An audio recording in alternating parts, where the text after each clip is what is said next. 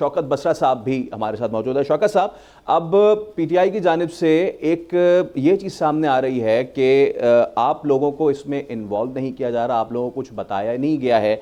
और दूसरा मैं आपसे ये भी जानना चाहूँगा कि एक तो टर्म फिक्स करने की बात हुई और अब 65 से 68 की बात हुई, इन दोनों मामलात पे आप क्या कहना चाहेंगे? सबसे पहले तो बताइए कि आप लोगों को कॉन्फिडेंस में लिया गया इस आईनी इस्लाहात पे? बिल्कुल नहीं लिया गया, बल्कि हमारी इन्फॉर्मेशन तो ये है कि जो इवन इनके अपने एमएनएज हैं उनको भी नहीं पता कि ये क्या तरमीम ला रहे हैं। अगर आप चेक कर लीजिए, आप इनके एमएनएज को किसी को लाइन पे ले लें, अभी बल्कि अखवंद चिटान साहब मेरे भाई हैं, आपके साथ होंगे, इनको भी नहीं पता होगा। बात ये है कि जब आप पार्लियामेंट को एक इस तरह इस्तेमाल करें बतौर टूल कि आपने अपनी जाली हुकूमत को बचाना है, आपने सुप्रीम कोर्ट पर पहले आपको पता है मुस्लिम लीग नून ने अमली तौर पर अपने गुंडों के ज़रिए, गुल्लू भट्टों के ज़रिए हमला किया था। आज ये पार्लियामेंट में खड़े होकर हमला कर रहे हैं और आप वो तकारीर निकाल लें। जब फुल कोर्ट की जजमेंट आई थी तो क्या इन्होंने वहाँ पर गोलाबारी की थी जजेस के ऊपर, और सबसे बढ़कर मरियम सफदर जो वज़ीर आला हैं वो भी हारी हुई, आपको पता है। उन्होंने जो गुफ्तगू उस दिन प्रेस कॉन्फ्रेंस की, उन्होंने कहा ये जो 8 जजेस हैं इनके ज़मीर सोए हुए हैं, तो पता नहीं क्या क्या कुछ कहा इन्होंने। तो इस वक्त जो कुछ भी हो रहा है, इस वक्त मैं समझता हूँ बदकिस्मती से आईने पाकिस्तान जो है वो शदीद ख़तरे में है, पहले भी ख़तरे में था, क्योंकि आपको पता है जब आवाम की हुक्मरानी नहीं होती है, जब आवाम के मुंतखब लोग नहीं होते हैं तो वो फिर चोर दरवाजे निकालते हैं। और इस वक्त भी यही हो रहा है कि सिर्फ अपनी जाली और फॉर्म 47 की हुकूमत को बचाने के लिए, आप अपनी ज़ात को बचाने के लिए आप हर तरह की वो काले कवानीन बना रहे हैं, जिससे मैं समझता हूँ आप हमला आवर हैं, एक इदारा दूसरे इदारे पर हमला आवर है।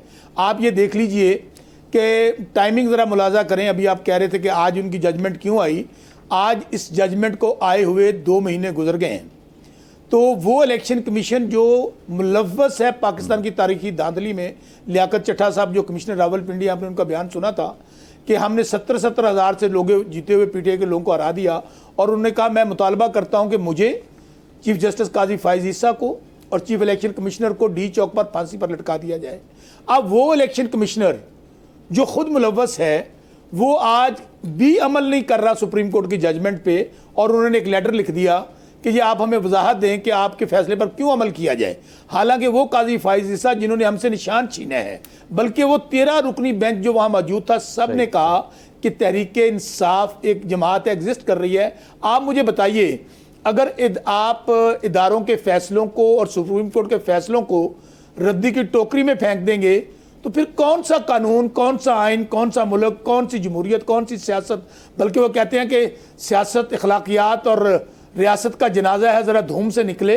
इस वक्त तो पाकिस्तान में मैं बार बार कहूँ मेरे भाई, वो जजेस जिन्होंने इंसाफ देना है वो इंसाफ मांग रहे हैं, उनके घरों में कैमरे लगाए जा रहे हैं, उनके रिश्तेदारों को उठाया जा रहा है, और आज एक चीफ जस्टिस काजी फाइज ईसा को और इस जाली फॉर्म 47 की हुकूमत को बचाने के लिए आप हमारी माओ बहनों बेटियों को अगवा कर रहे हैं, और एमएनए को कहते हैं कि अपनी बीवी ले जाओ लेकिन वोट दो, अपनी माँ को ले जाओ लेकिन वोट दो। तो मुझे बताइए मेरे भाई, हम कहाँ जाएं? ये मुआशरा इस काबिल रह गया है कि कभी हमारी माओ बहनों बेटियों को कहा जाता है इद्दत में निकाह क्यों किया है, और उसके ऊपर लाइव ट्रांसमिशन चलती हैं, और अब ये सूरत हाल है कि इस जाली फ्रॉड निज़ाम को बचाने के लिए आप माओ बहनों बेटियों को उठा रहे हैं। यार अकल और होश के नाखन लें। आप देखिए सूरत हाल ये है कि इस वक्त जंग क्या है?